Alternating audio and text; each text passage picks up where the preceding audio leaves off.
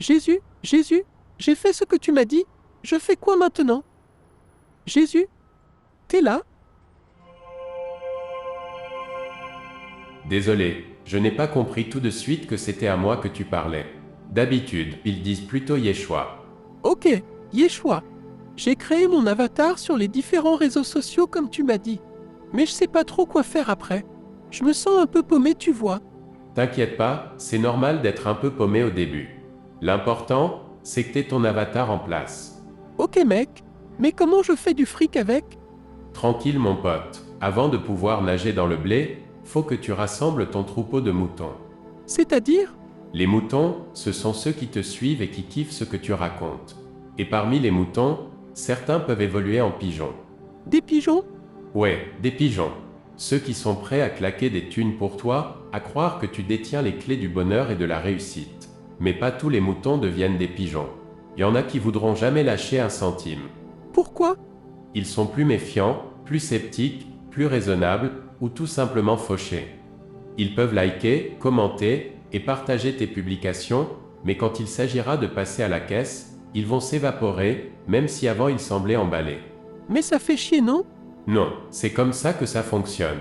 Ah ouais? Ouais, t'as qu'à voir dans le monde du marketing, c'est pareil. Les entreprises savent bien qu'elles vont pas vendre à tout le monde, mais si elles touchent une part significative de leur audience, ça leur suffit pour faire du pognon. C'est juste des statistiques. Tu séduis un max de gogo avec tes belles promesses, et tu sais qu'une partie d'entre eux finira par céder et mettre la main au portefeuille. Ok, j'attire le plus de moutons possible et ceux qui deviennent des pigeons, je les plume. C'est ça. Et comment je les attire à moi les moutons? Avec les réseaux sociaux de ton avatar. Pour commencer, écris un texte de présentation. Mais je dis quoi? Il y a plusieurs approches possibles. Tu peux y aller en grande pompe. Bonjour à tous, mes frères et sœurs de lumière. En ces temps de chaos planétaire et de changement, il m'a été demandé par mes guides spirituels des plans supérieurs de mettre mes dons de clairvoyance et mes capacités médiumniques au service de l'humanité afin de nous aider à transitionner vers une Non, nouvelle... non, je le sens pas. T'as pas un truc moins barré? Dans ce cas, tu peux dire: j'ai longtemps cherché un sens plus profond à l'existence.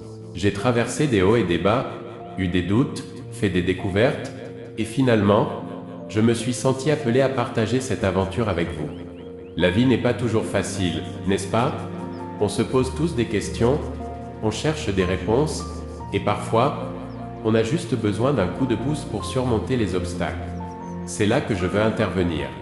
Mon objectif est de créer une communauté bienveillante où nous pourrons grandir ensemble, partager nos expériences et trouver l'inspiration dans les moments les plus sombres. Vous pouvez compter sur moi pour être authentique, transparent et toujours à l'écoute. Au secours. Alors, si vous vous sentez perdu, si vous avez besoin d'une dose de motivation, ou si vous cherchez simplement à vous connecter avec des esprits bienveillants, vous êtes au bon endroit. C'est le début d'une aventure extraordinaire, et je suis honoré de vous avoir à mes côtés. Mon plus grand désir est que vous réalisiez le joyau de paix et d'amour infini que vous êtes. N'hésitez pas à me laisser un petit commentaire pour que je sache que vous êtes là, et si ce message résonne en vous, partagez-le avec vos proches. Ensemble, nous allons créer quelque chose de magique. À très bientôt pour notre première étape de cette incroyable aventure spirituelle. Un truc du genre quoi? Mais Yeshua, si j'écris ça, j'ai l'impression que je vais trop passer pour un con. Je comprends que ça puisse te paraître mielleux et cliché, mais crois-moi, ça marche. Les moutons adorent ce genre de trucs remplis de promesses et d'inspiration. Et pour attirer l'attention sur ton message, tu vas ajouter des emojis. Des emojis? Sérieux? Sérieux, les emojis, c'est pas juste des petits trucs mignons pour décorer. Oui, ça rend ton texte plus lisible et plus attractif, mais surtout, ce sont des symboles qui activent directement le cerveau émotionnel. Et quand tu contrôles l'émotionnel, tu peux influencer plus facilement. À la vache, je savais pas. Et je mets quoi comme emoji alors? Pour montrer que t'es à fond dans ton délire, tu mets le feu. Les moutons vont se dire que t'as une énergie de ouf, et ça va les motiver à te suivre. Ajoute les étoiles quand tu veux leur dire que tout est possible, qu'ensemble vous allez atteindre des sommets spirituels. Ok, ok. Les emojis de cœur, ça leur fait croire que t'es là pour eux, que tu les aimes, et que tu veux leur bonheur. Mais le truc le plus fort, c'est les mains en prière. Ça leur donne l'impression que t'es un guide spirituel béni des dieux, que tu sais de quoi tu parles et qu'ils sont en sécurité avec toi. D'accord, je vais en foutre partout. Non, non, vas-y mollo avec les emojis. Si t'en fous partout, là oui tu vas passer pour un con.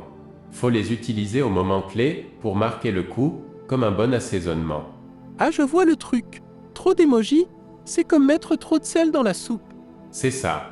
Quoi d'autre? C'est tout pour aujourd'hui. Allez, à plus. Merci Yeshua. À plus.